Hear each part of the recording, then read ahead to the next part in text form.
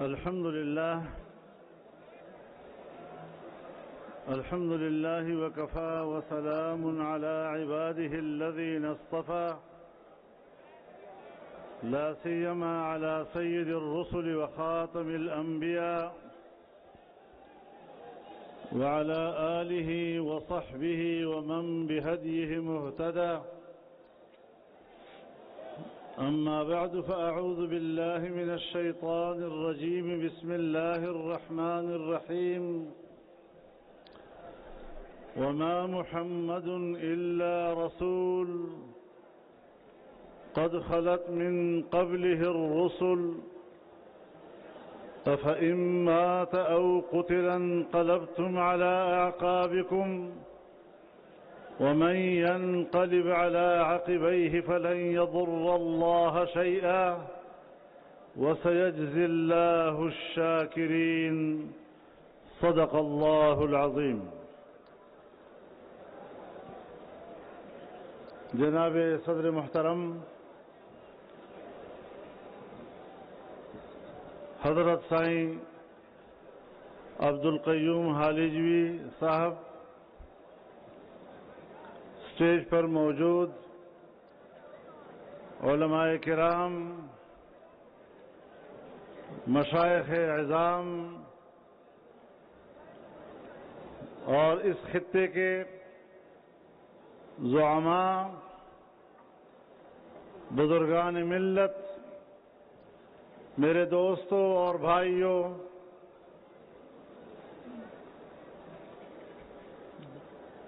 میں صرف شکریہ ہی ادا نہیں کر رہا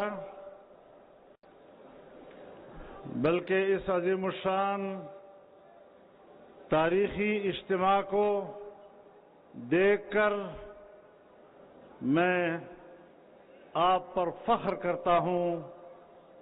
جب بھی ہم نے آپ کو آواز دی ہے آپ نے اس پر لبیک کہا ہے، اور آپ کی اس جذبے کا جواب ہمارے پاس اس کے لیے الفاظ موجود نہیں ہیں. اللہ تعالی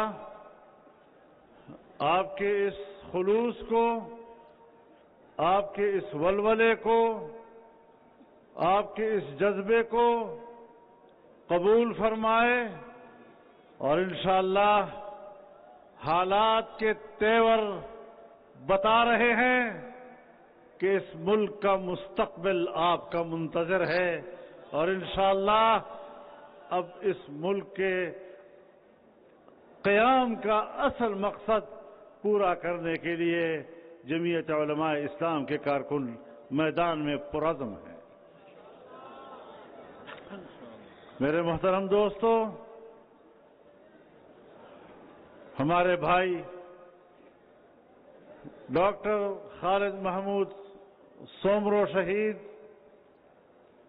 ہمارے بزرگ مخدوم مقتدی حضرت مولانا عبدالصمد حالیجوی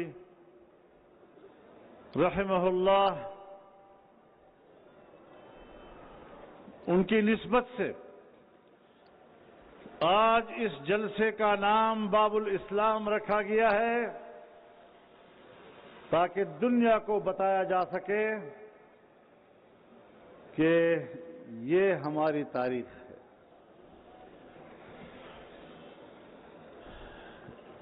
ان اکابر کو خراج عقیدت پیش کرنے کے لیے باب الاسلام کا عنوان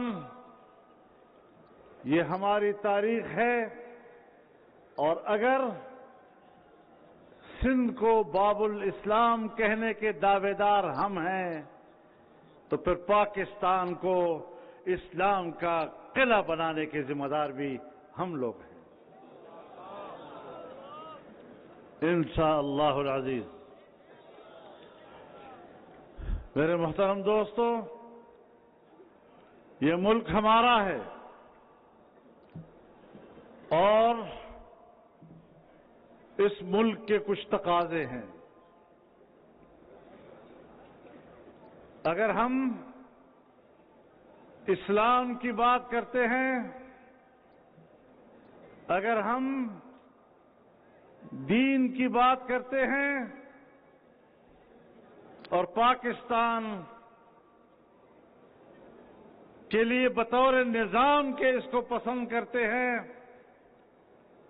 تو اس کا معنی یہ ہے کہ اسلام امن و آشتی کا پیغام دیتا ہے،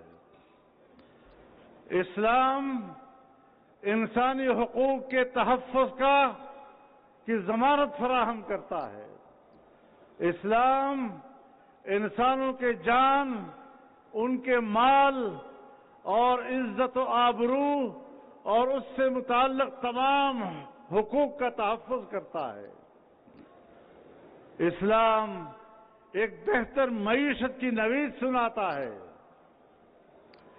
اسلام خوشحالی اور سلامتی کا پیغام ہے، لیکن ہمیں بھی گریبان میں جھانکنا چاہیے اور 77 سال سے جو قوتیں پاکستان پر مسلط ہیں ان کو بھی گریبان میں جھانکنا چاہیے کہ جس وطن عزیز کی بنیاد ہم نے لا الہ الا اللہ سے رکھی تھی، کیا ہم نے لا الہ الا اللہ سے وفا کی ہے؟ وفات دور کی بات، سوچو ذرا، کیا ان حکمرانوں نے لا الہ الا اللہ سے دغا نہیں کی ہے؟ ہم نے اپنے طرز حکمرانی سے اور اپنے فتنہ انگیز ذہنیت سے اللہ کے عذاب کو دعوت دی ہے، ہم خدا کے رحمت کے مستحق نہیں ہو پا رہے، کچھ سوچنا پڑے گا۔ میں جرنیلوں سے بھی کہنا چاہتا ہوں کہ وردی پہن کر اور سونے کے بلے لگا کر اگر آپ یہ سمجھتے ہیں کہ آپ پاکستان کو خوبصورت وطن بنا سکیں گے، میں پاکستان کی اسٹیبلشمنٹ کو بھی کہنا چاہتا ہوں، میں پاکستان کی اس متکبر بیوروکریسی کو بھی کہنا چاہتا ہوں، میں پاکستان کے اس مفاد پرست طبقے اور ان سیاستدانوں کو بھی کہنا چاہتا ہوں کہ اب آپ کے بس میں پاکستان کی خوشحالی نہیں ہے، اب تم راستے سے ہٹ جاؤ، ہم انشاءاللہ پاکستان کو اللہ کے فضل و کرم سے ایک خوشحال اور مستحکم سرزمین بنا کر دینا چاہتے ہیں۔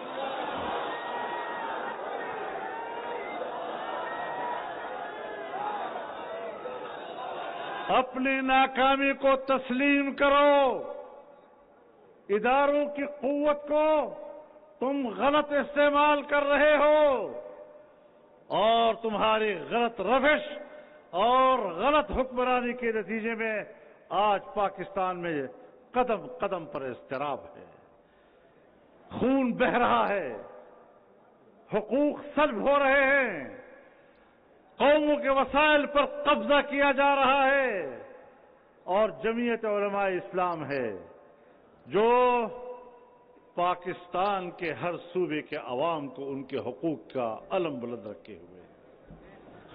ہم صوبائی حقوق کے علم بردار ہیں اور ہمارا نعرہ یہی ہے کہ اگر صوبہ سندھ ہے تو سندھ کے وسائل پر صرف سندھ کے عوام اور ان کے بچوں کا حق ہے، اور کسی کے باپ کو بھی یہ حق حاصل نہیں کہ وہ سندھ کے وسائل پر جبراً قبضہ کر سکیں، اور اگر سندھ کے وسائل پر قبضہ کیا جائے گا تو تحریک بھی اٹھے گی اور انشاءاللہ فضل الرحمان آگے ہوگا، سندھی عوام ساتھ ہوں گے۔ نعرہ تکبیر! جمعیت علماء اسلام، قائد جمعیت مولانا فضل الرحمان، سندھ کے پائندے، سندھ کے پائندے۔ بلوچستان کے حقوق اس پر بلوچستان کے عوام کا حق ہے، ان کے بچوں کا حق ہے، خیبر پختونخوا کے وسائل پر انہی کا حق ہے اور ان کے حق کو تسلیم کرنا پڑے گا۔ پنجاب کے حقوق پر پنجاب کے قوم اور پنجاب کے بچوں کا حق ہے۔ ہم نہ اپنا حق کسی کو دینا چاہتے ہیں اور نہ کسی کا حق چھیننا چاہتے ہیں، لیکن حقوق کی جنگ، اس کی تعلیم مجھے دین اسلام عطا کرتا ہے۔ اور پھر علماء کرام بیٹھے ہیں، اس روایت کو بھی سامنے رکھیں کہ من قتل دون حقہ فہو شہید، کہ جو اپنے حق کے لیے مارا جائے گا اسے بھی شہید کہا جائے گا، اس راستے میں قربانی دی جا سکتی ہے۔ میرے محترم دوستو، پاکستان کو انارکی کی طرف دھکیلا جا رہا ہے۔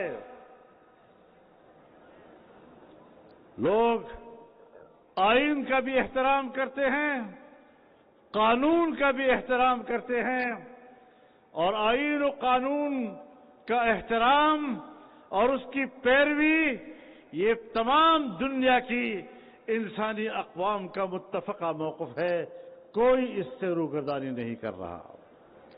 لیکن اگر میرے ملک میں قانون نہیں ہے اور قانون ہے تو اس پر عمل درآمد حکمرانوں کی طرف سے نہیں، اگر میرے ملک میں آئین ہے اور اس کو ہمارے ملک کے آمر اور ناجائز حکمران کھلواڑ بناتے ہیں تو پھر قوم بھی جانتی ہے کہ اگر میرے آئین کا مذاق تم اڑاؤ گے، اگر میرے قانون کو ہاتھ میں تم لوگے تو پھر میں بھی پابند نہیں ہوں، میں بھی اپنے حقوق کی جنگ پوری قوت کے ساتھ لڑوں گا۔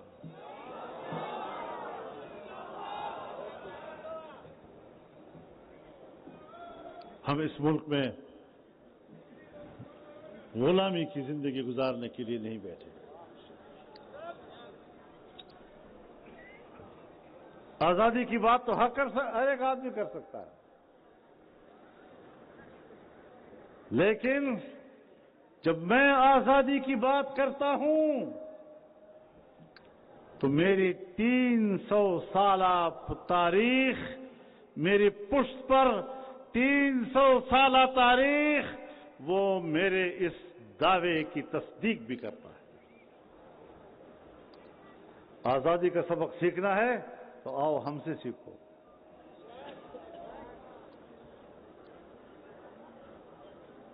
میرے محترم دوستو،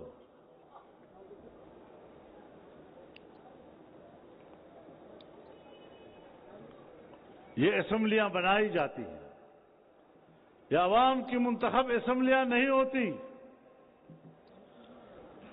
اور ہر اسمبلی کے حوالے سے ان کا ایک ایجنڈا ہوتا ہے کہ ہم نے ایک ایسی اسمبلی بنانی ہے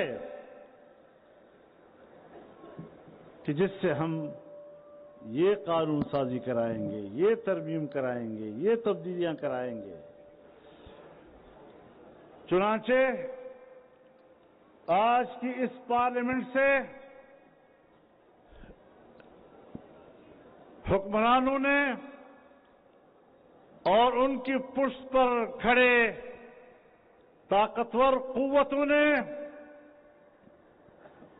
اس آئین کا حلیہ بگاڑنے کا سوچا،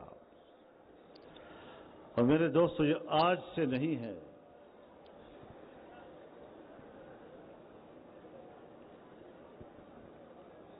اس آئین کا مذاق جنرل ضیاء الحق نے بھی اڑایا تھا،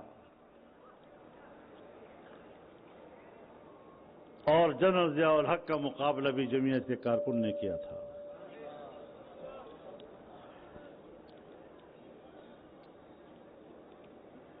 اس آئین کا مذاق جنرل مشرف نے بھی اڑایا تھا، اور پھر 18ویں ترمیم کے ذریعے سے اس کی تلافی کی گئی۔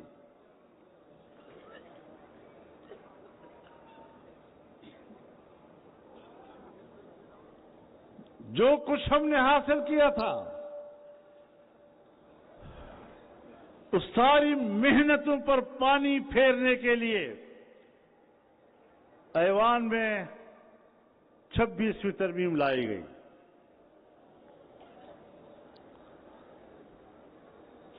میں اس موضوع پر زیادہ تفصیلی بات نہیں کروں گا، لیکن تم نے جو ارادے قائم کیے تھے، تم نے جو دھاندلی کی، تم نے جس طرح اسمبلیاں وجود پذیر بنائیں، تم نے جس طرح کی اسمبلیاں منتخب کرائیں، دھاندلیاں کرا کے اپنی مرضی کی اکثریتیں بنائیں، تم نے جمعیت علماء اسلام کے ساتھ جو ظلم کیا کہ اگر ہمارے 16 سیٹیں تھیں تو وہ 8 سیٹوں پہ آ گئی قومی اسمبلی میں.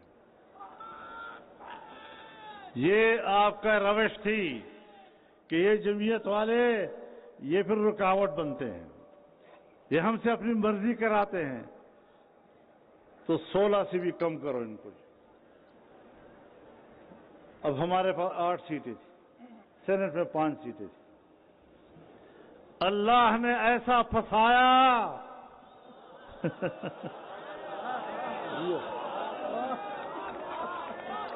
اللہ نے ایسا پھنسایا ان کو کہ پھر راستہ نکلنے کا ان کے پاس موجود نہیں تھا.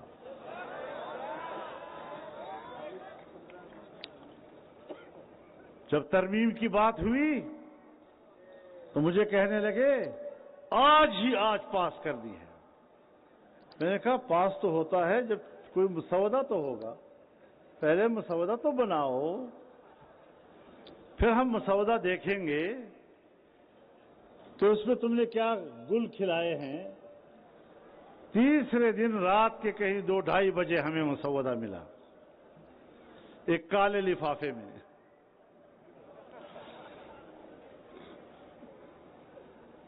اور جب ہم نے اس کا مطالعہ کیا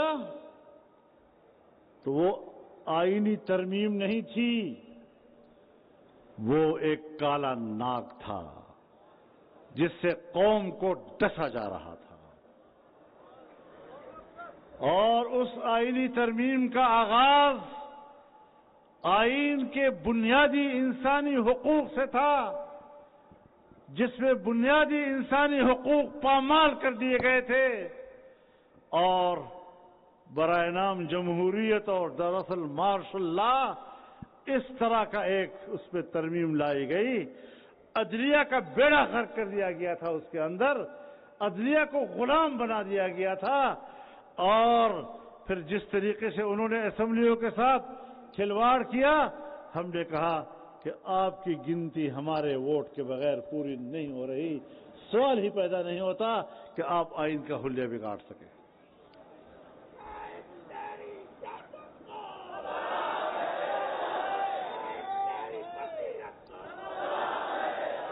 میرے محترم دوستو، جو مسودہ 56 شقوں پر مشتمل تھا، 56 شقوں پہ، ہم نے ان کو پسپا کرتے کرتے کرتے ان کا مسودہ ہم 22 شقوں پر لے آئے.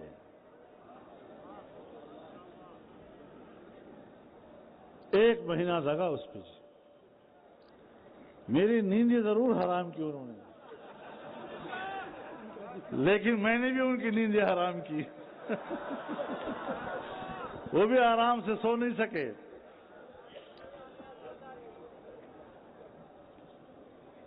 اور پھر ایک قابل قبول مسودہ بنا.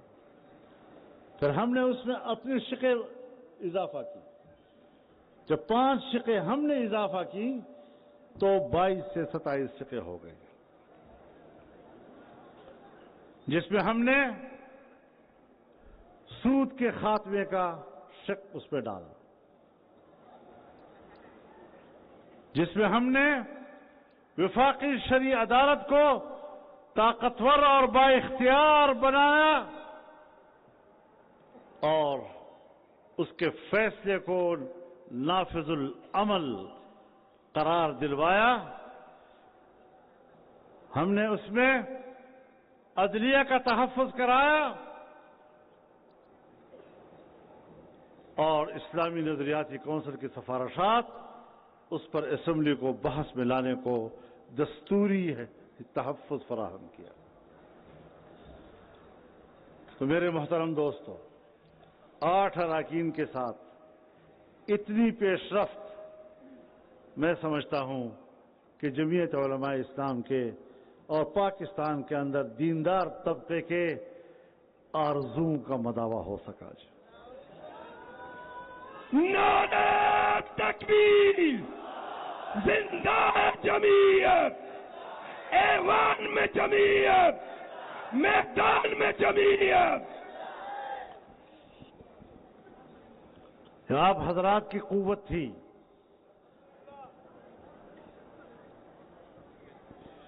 اور سیاست میں قوت لازم ہوتی ہے، قوت کے بغیر کچھ نہیں ملتا۔ پھر باقی مواقع اللہ دیتا ہے، محنت کے مواقع بھی دیتا ہے اور نتیجے کے مواقع بھی وہ خود دیتا ہے۔ لیکن میرے محترم دوستو، میں جو کچھ آج دیکھ رہا ہوں، جو کچھ اسلام آباد میں ہوا گزشتہ روز، مجھے کسی پارٹی کے فیصلے سے کوئی غرض نہیں۔ وہ اپنے فیصلے کے خود ذمہ دار ہیں، صحیح فیصلہ کرتے ہیں، غلط فیصلہ کرتے ہیں۔ ہاں، اگر ہم سے مشورہ لیں گے تو دیانت کے ساتھ مشورہ دیں گے، المستشار مؤتمن۔ لیکن جب پورے ایک صوبے سے قافلے آ رہے ہیں، اس وقت تو آپ ان کے لیے راستے چھوڑ رہے ہیں، پیچھے ہٹ رہے ہیں، پھر احسان جتلاتے ہیں کہ ہم گولی نہیں چلانا چاہتے تھے۔ پھر جب وہ ڈی چوک پہنچ گئے، پھر گولی کیوں چلائی؟ سیاسی کارکن تھے، 2-4 روز بیٹھے رہتے تو بیٹھے رہتے۔ ہم اس حوالے سے بھی حکمرانوں کے اس پرتشدد رویے کی مذمت کرتے ہیں۔ ہر پارٹی کو جلسہ کرنے، مظاہرہ کرنے کا حق حاصل ہے، مجھے بھی حاصل ہے، میرے مخالف کو بھی حاصل ہے۔ لیکن جس صوبے سے آپ کو شکایت ہے کہ وہاں سے یلغار ہوتا ہے، کوئی کہے نہ کہے، میں بڑے واضح الفاظ میں کہتا ہوں کہ اس صوبے کی حکومت بھی تو تم نے بنوائی تھی، وہ دھاندلی بھی تو آپ نے کرائی تھی۔ جب نہ اہلوں کو آپ حکمرانی دیں گے تو پھر یہی نتائج اس کے سامنے آئیں گے۔ تم نے جمعیت علماء اسلام کے ساتھ زیادتی کی، تم نے جمعیت علماء کا مینڈیٹ چرایا، اور اب حالات بھی قابو نہیں کر سکتے۔ کوئی حکومتی رٹ نہیں ہے، مسلح گروہ علاقوں پہ قابض ہوتے جا رہے ہیں، حکومت کی کوئی رٹ موجود نہیں۔ بلوچستان کی یہی صورتحال ہے کہ وہاں پر امن و امان کی صورتحال وہ وہاں کے حکمرانوں کے بس کی بات نہیں رہی۔ ہمارے امن قائم کرنے والے ادارے وہ کس چیز کی تنخواہیں لے رہے ہیں؟ سیاسی لوگوں کے کارکن شہید ہوتے ہیں، وہ بھی جنازے اٹھاتے ہیں، وہ بھی کہتے ہیں ہمارے کارکن شہید ہو گئے، اصول کے لیے شہید ہو گئے، نظریے کے لیے شہید ہو گئے۔ آپ کی بھی 2-4 شہداء آ جاتے ہیں، آپ بھی کندھوں پر اپنے شہداء اٹھائے پھرتے ہیں، آپ بھی کہتے ہیں ہمارے جوان شہید ہو گئے۔ بتاؤ عام لوگوں میں اور آپ کے فرائض میں کچھ فرق بھی ہے یا نہیں ہے؟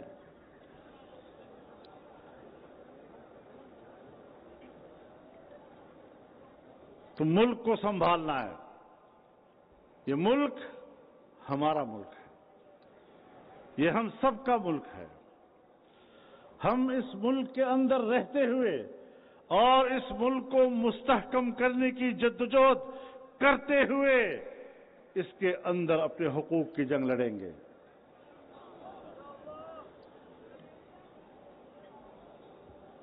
تو پاکستان زندہ باد. پاکستان رہے گا انشاءاللہ. نعرہ تکبیر. ہم لے کے رہیں گے, ہے حق ہمارا پاکستان. میرے محترم دوستو, ختم نبوت کا مسئلہ آیا 50 سال کے بعد. ایک لمبے عرصے سے یہ کوشش ہو رہی تھی کہ قادیانیوں کو دوبارہ مسلمان تسلیم کیا جائے, لیکن اللہ اپنے دین کی حفاظت کرتا ہے. ایسا جھٹکا لگا کہ پھر مجھے نوٹس دیا گیا کہ تم بھی عدالت میں آ جاؤ. میں نے کہا میں 72 سالوں میں کبھی جج کے سامنے پیش نہیں ہوا, پہلی مرتبہ آپ مجھے جج کے سامنے کیوں پیش کر رہے ہیں؟ لیکن چونکہ مسئلہ ختم نبوت کا تھا, میں اس کو سعادت سمجھتا ہوں. اگر 50 سال پہلے ہمارے بزرگوں نے قومی اسمبلی کے اندر آئینی ترمیم کے ذریعے اس فتنے کو غیر مسلم قرار دیا تھا, تو آج ہم نے اس عدالت میں جا کر یہ کردار ادا کیا کہ ان کا کافر ہونا اور غیر مسلم ہونا برقرار رہے گا. انشاءاللہ اگلے 50 سال کیا صدی تک بھی ہم نے ختم نبوت کے لیے عدالت میں ان کی ایسی کمر توڑی ہے کہ وہ دوبارہ جلد سیدھی نہیں ہو سکے گی. نعرہ تکبیر. ختم نبوت, ختم نبوت جو قادیانیوں کا یار ہے. میرے محترم دوستو, میں آپ کو بتانا چاہتا ہوں, آئینی ترمیم پاس ہونے کے وقت ایک قانون بھی پاس کیا گیا. وہ قانون جو ہماری تحریک پر پیش کیا گیا تھا, الیکشن سے پہلے جب شہباز شریف صاحب وزیر اعظم بنے, اس میں پیپلز پارٹی بھی موجود تھی, ہم بھی موجود تھے, جناب آصف علی زرداری صاحب بھی موجود تھے, جناب بلاول بھٹو بھی موجود تھے. تمام کے اتفاق رائے کے ساتھ, تمام جماعتوں کے اتفاق رائے کے ساتھ دینی مدارس کے حوالے سے ایک بل پر اتفاق ہوا. مدارس کے رجسٹریشن, مدارس کے بینک اکاؤنٹس, اس پر اتفاق رائے ہوا اور وہ اسمبلی میں پہنچ گیا. اس کی اسمبلی میں ایک خواندگی بھی ہو گئی, لیکن بیچ میں کسی قوت نے اس کو روک دیا اور اس کا حلیہ بگاڑ دیا. ہم نے کہا ہم مزید قانون سازی نہیں مانیں گے, یہی روک دو. مجھے شہباز شریف صاحب نے کہا کہ چلو جس حد تک بھی ہو جائے پاس ہو جائے. میں نے کہا نہیں, اس طرح ادھورا کام ہم نہیں کریں گے. مدارس کی آزادی و حریت یہ ہمارا نصب العین ہے. مدارس نے قرۂ ارض پر الحاد کا راستہ روکا ہے.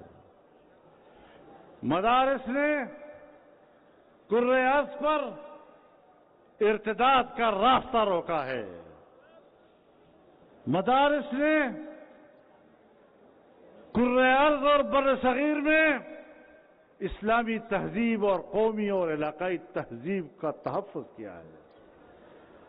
تم مدارس کا خاتمہ کر کے مغرب کا اسلام, امریکہ کا اسلام, یورپ کا اسلام، اور ان کو بھی لوگ ملے ہوتے ہیں ہر زمانے میں، جدت پسندی کے نام پر نت نئی تشریحات کرتے رہتے ہیں، اور وہ سمجھتے ہیں کہ ہم اسلام کا حلیہ بگاڑ دیں، اور جو مغرب کو منظور اسلام ہے وہی اسلام ہم دنیا میں پیش کریں۔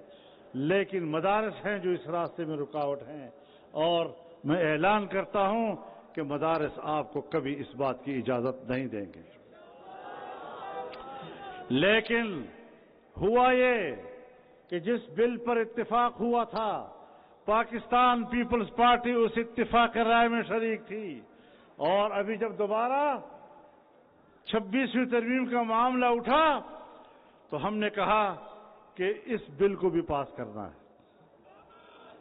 صبر کرو یار، کیا چیخ رہے ہو تم؟ ہم نے کہا کہ اس بل کو بھی پاس کرنا ہے آپ نے، اس پر اتفاق رائے ہوا۔ میں نے کراچی میں بلاول ہاؤس میں پیپلز پارٹی کے ساتھ 5 گھنٹے مذاکرات کیے اور اس بل پر ان کو راضی کیا۔ میں نے لاہور میں آصف علی زرداری صاحب کی موجودگی میں، بلاول بھٹو صاحب کی موجودگی میں، میاں نواز شریف صاحب کے گھر میں 5 گھنٹے کی بحث کی ہے ان کے ساتھ، اور وہاں پر بھی ہم نے اس بل پر اتفاق کر لیا تھا۔ اور اب جب پاس ہو گیا تو پاس ہونے کے بعد آپ نے اسمبلی سے کچھ اور بل بھی پاس کروائے۔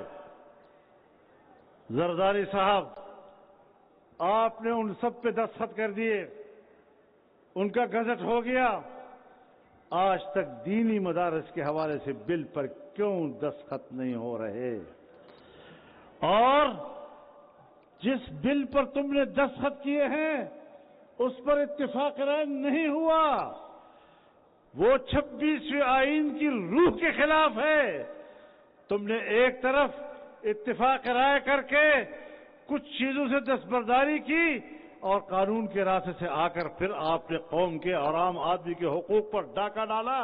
یہ متنازع بل، اس پر تو آپ دستخط کر رہے ہیں، لیکن جس پر آپ نے خود اتفاق کیا تھا آج تک اس پر کیوں دستخط نہیں کیے جا رہے؟ میری بات سمجھ میں آ رہی ہے آپ کو؟ تو یہ آپ کے لیے کوئی آسان نہیں ہوگا انشاءاللہ۔ اور جمعیت علماء اسلام پورے ملک میں کونے کونے میں، اور دینی مدارس ملک کے کونے کونے میں اب اٹھیں گے، اور وہ اسلام آباد کا رخ کریں گے، اور جب یہ دنیا اسلام آباد کی طرف جائے گی تو تمہارا باپ بھی ہمارا راستہ نہیں روک سکے۔ لبیک لبیک، ایسے نہیں مدارس کے چوکیدار ذرا بولیں لبیک لبیک لبیک لبیک لبیک لبیک لبیک لبیک۔ اسلام آباد ابھی چلے، ہم ابھی آپ کے ساتھ اسلام آباد چلیں گے، ابھی روانہ ہوں گے، ابھی چلیں گے۔ میرے دوستو، ہم ہر مسئلے پر ہنگامہ آرائی نہیں کیا کرتے۔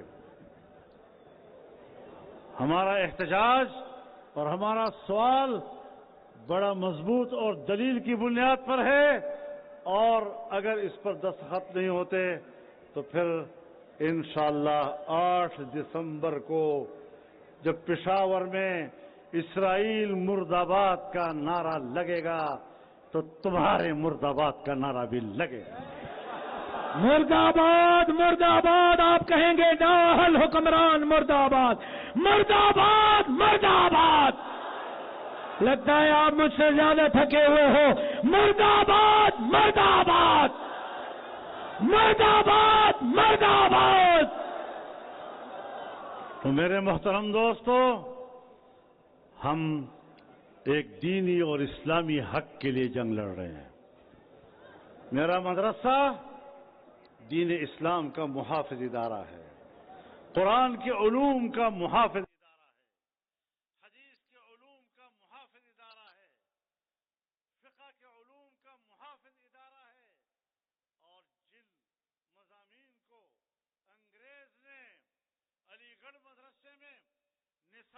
نکال دیا تھا، دینی مدرسے نے اس نصاب کو تحفظ دیا ہے، اور 1866 سے میرے اکابر نے اس مدرسے کو قائم کر کے جن علوم کو تحفظ دیا تھا، آج وہ ایک طاقتور اور تناور درخت بن چکا ہے۔ تمہارا باپ بھی اس درخت کو اب نہیں کاٹ سکے گا، اور ہم لڑیں گے اس کے لیے۔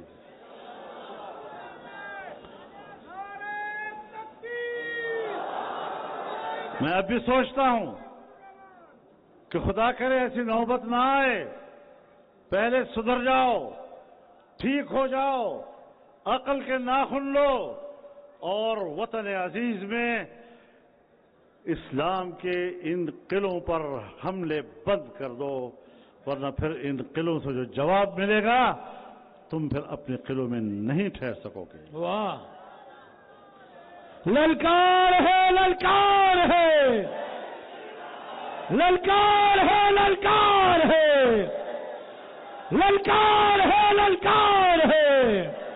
ہماری سیاست میں لچک ہے، ہماری سیاست میں اعتدال ہے، ہماری سیاست گفتگو پہ یقین رکھتی ہے، لیکن جب معاملات ایک جگہ پر آ کر طے ہو جاتے ہیں پھر آپ سوچیں گے کہ ہم پیچھے ہٹیں گے، پھر پیچھے ہٹنے کا سبق ہمیں اپنے بزرگوں نے نہیں سکھایا ہے۔ انشاءاللہ العزیز آگے بڑھیں گے اور اپنے اس حق کی جنگ لڑیں گے۔ آپ کو قبول ہے یہ سارا؟ ایوان نہیں بولے میدان، ایوان نہیں۔ جو میدان میں ہمارے ساتھ ہوں گے، قائد کے ساتھ ہوں گے، کھڑے ہو کر جواب دیں، ایوان نہیں، ایوان نہیں، ایوان نہیں، ایوان نہیں۔ میرے محترم دوستو، میں ایک بار پھر اپنے اس موقف کو دہرانا چاہتا ہوں کہ ہم نے فروری 2024 کے الیکشن مسترد کیے تھے، آج بھی اس کو مسترد کرتے ہیں، اور ان اسمبلیوں کو ہم اسٹیبلشمنٹ کا نمائندہ کہتے ہیں۔ یہ عوام کی نمائندہ اسمبلیاں نہیں ہیں، یہ اسمبلیاں خریدی گئی ہیں، ان کی بولیاں لگی ہیں۔ ہم ایسی اسمبلیوں کو کیسے مانیں؟ یہ ہمارے اصول کے خلاف ہے، یہ ہمارے نظریے کے خلاف ہے، اور جب تک دوبارہ الیکشن نہیں ہوتے، ملک میں منصفانہ الیکشن نہیں ہوتے، ہم چین سے نہیں بیٹھیں گے۔ جدوجہد جاری رہے گی، اللہ ہمارا حافظ ناصر ہوگا۔ وآخر دعوانا ان الحمدللہ رب العالمین۔ ماشاءاللہ۔